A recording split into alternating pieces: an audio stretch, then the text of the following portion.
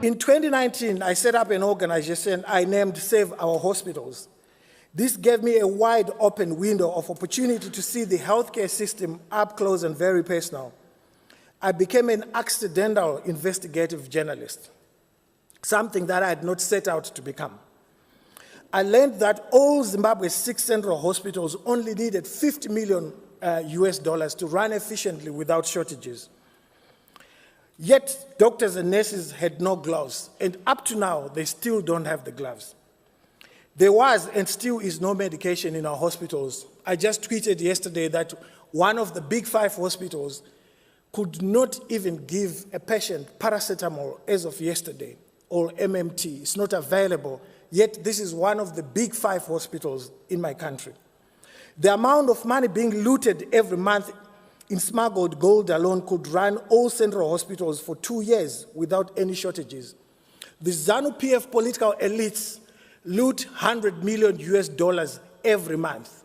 Our hospitals, the central hospitals, require only $50 million. So what they are stealing in a month can run the central hospitals in 2 years. That is the absurdity of how corrupt the regime has become. When COVID hit in January 2020, I started using Twitter and Facebook to expose how the government had destroyed our public health care. Everyone was terrified. I was terrified of dying too. And it was so terrifying that to see a government behaving in the way they were behaving, one had to do something about it. When I started using Twitter and Facebook to expose how the government had destroyed our public health care system, which led to a local politician organizing an anti-corruption march, I became public enemy number 1. On the 20th of July, 2020, 7 officers armed with AK-47s came to my home, broke the French door leading to my dining room, and dragged me out of the house, walking barefoot on top of broken glass. I was denied bail twice, and I spent 45 days in prison. They looked for a convenient charge and said that I had incited public violence. Most dictatorships use that charge when you have done nothing.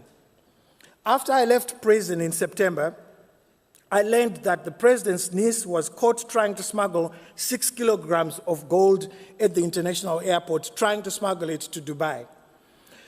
But because she's part of the ruling elite, the National Prosecution Authority was planning to give her bail unopposed. I exposed this corrupt deal online, and a couple of days later, there was another knock again on my door. I was arrested again.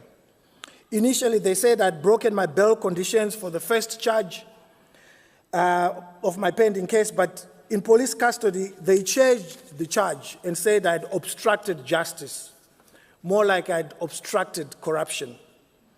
She was indeed offered bail unopposed, as I had said in my tweet, but the courts intervened, probably out of embarrassment that I had reported about it. I spent another 23 days in prison for this without trial, and the charge is still pending 17 months later because the state has failed to bring the case to trial.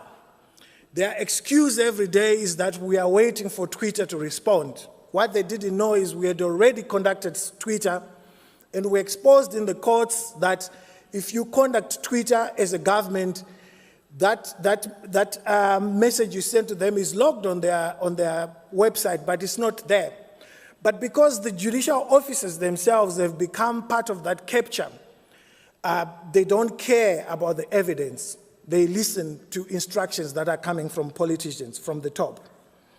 But I refuse to be silenced. In Zimbabwe, arrest is a tool of persecution used to silence journalists, critics, and the opposition. We must hold the corrupt to account for their actions. Perhaps with my little efforts, I will leave Zimbabwe a better place than what it was when I came into it. As a society, as Africans, we were brought up to believe that when we came into this world, we found it the way it was. When we leave, we must leave it a better place. Thank you very much.